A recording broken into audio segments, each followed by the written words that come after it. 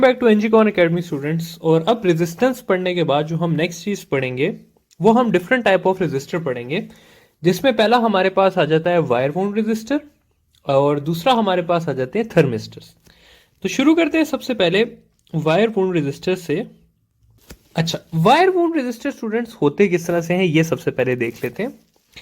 इस तरह होता है कि हमारे पास एक कोर होता है जो कि इंसुलेटर का बना होता है, जिसमें से करंट ना पास हो सके। ये यूजली प्लास्टिक का होता है। फिर इसके ऊपर जो है एक वायर जो है वो इस तरह से हमने वाइंड की होती है और उस वायर का हमने यहां से एक कनेक्शन दिया होता है। इसके साथ ही क्या होता है कि हमारे पास एक मूवेबल वायर होती है जिसका कनेक्शन मैंने यहां से लिया होता है। तो ये है आपके पास वायर वूंड रेजिस्टर की जो प्रेजेंटेशन है। अगर मैं इसे सर्किट डायग्राम की फॉर्म में बनाने की कोशिश करूं तो मैं ऐसे बना सकता हूं कि ये मेरे पास एक रेजिस्टर है बहुत लंबा सारा, क्योंकि वायर जो है वो एज ए रेजिस्टर ही एक्ट करती है। और इसके ऊपर जो है मैंने एक वेरिएबल टर्मिनल ऐसे करके ले लिया। अब इस वायर वूंड रेजिस्टर को जो है स्टूडेंट्स हम दो तरीके से यूज कर सकते हैं। इसका जो पहला यूज है हमारे पास वो है एज अ वेरिएबल रेजिस्टर, जिसको हम रियोस्टेट भी कहते हैं। और इसका जो दूसरा यूज है हमारे पास वो है एज अ पोटेंशियल डिवाइडर। अब हमने ये देखना है स्टूडेंट्स कि जब हम इसे रियोस्टेट के तौर पे यूज करेंगे तो इसका कैसे यूज करेंगे, और जब हम इसे पोटेंशियल डिवाइडर के तौर पे यूज करेंगे तब हम इसका यूज कैसे करेंगे। तो सबसे पहले शुरू करते हैं वेरिएबल रेजिस्टर से कि भाई जब हमने इसे वेरिएबल रेजिस्टर के तौर पे यूज करना है तो हम इसको कैसे यूज करेंगे। देखिए, सबसे पहली बात यह कि जब आप इसे वेरिएबल रजिस्टर के तौर पे यूज करेंगे तो आप इसके दो टर्मिनल सिर्फ कनेक्ट करेंगे। कौन कौन से? एक ये ए टर्मिनल जो कि फिक्स टर्मिनल है, और दूसरा जो है आप इसका वेरिएबल टर्मिनल कनेक्ट कर लेंगे। तो मैं कहता हूं ये मेरा सी जो है ये वेरिएबल कनेक्टर है। तो इस केस में मैंने क्या किया, मैंने इन दो को कनेक्ट किया, मैंने सी को और ए को कनेक्ट किया इस तरह करके बैटरी के साथ। तो ये बन गया मेरा सर्किट। अब क्या हो रहा है कि करंट जो है वो यहां से आ रहा है और यहां से ऊपर जा रहा है और फिर यहां से इस तरह करके आ रहा है। अब देखिए स्टूडेंट, जो अफेक्टिव रेजिस्टेंस होगी इसकी वो इतने पोर्शन की होगी, ठीक है।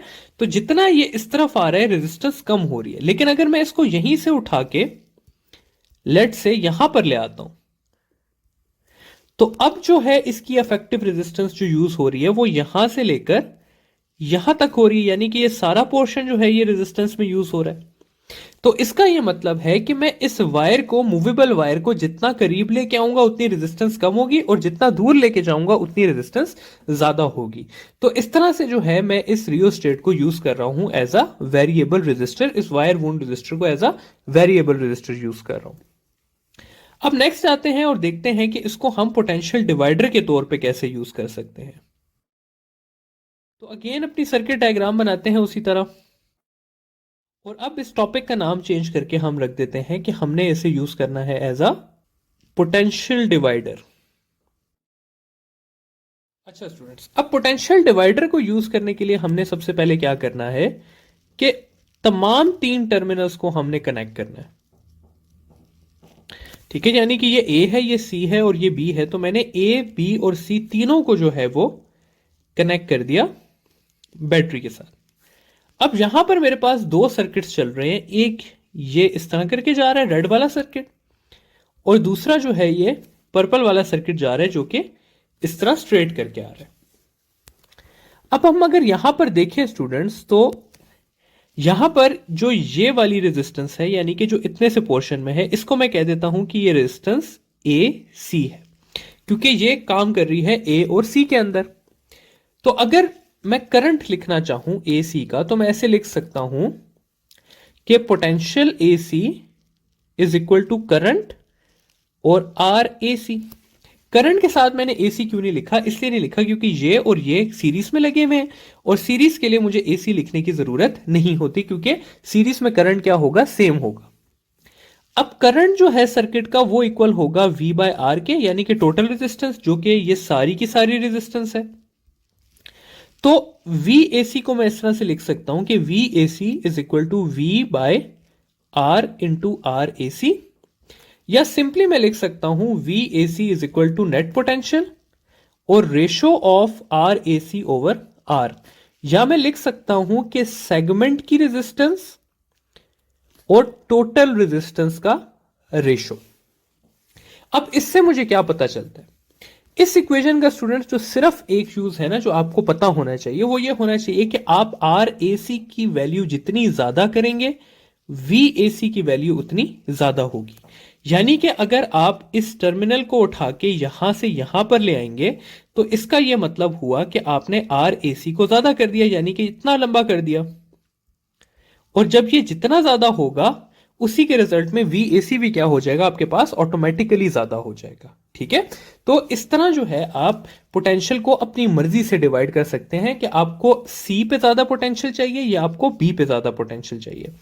जितना आप RAC ज्यादा करते जाएंगे आपके पास A और C टर्मिनल के अक्रॉस पोटेंशियल ज्यादा आता जाएगा, और जितना आप उसको कम करते जाएंगे आपके पास पोटेंशियल कम होता जाएगा, और इस तरह से आप इजीली पोटेंशियल को डिवाइड कर सकते हैं। ठीक है, तो ये हो गया हमारे पास wire wound resistor as a potential divider. अगले टॉपिक की तरफ चलते हैं जो कि है हमारे पास थर्मिस्टर्स का टॉपिक। अच्छा जी, अब थर्मिस्टर्स क्या होते हैं? थर्मिस्टर्स स्टूडेंट्स रेजिस्टर्स होते हैं that are highly temperature sensitive. ठीक है, इसका मतलब क्या है? इसका मतलब क्या है कि स्मॉल चेंज इन टेम्परेचर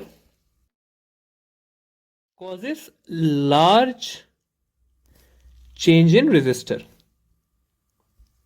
ठीक है, अच्छा, अब थर्मिस्टर्स के बारे में जो एक सबसे इंपॉर्टेंट चीज आप लोगों को पता होनी चाहिए और जो आपसे एमसीक्यूज में पूछी भी जाएगी कि थर्मिस्टर्स का कोएफिशिएंट ऑफ रेजिस्टेंस यानी कि अल्फा, वो मेजॉरिटी ऑफ द टाइम्स क्या होता है, नेगेटिव होता है।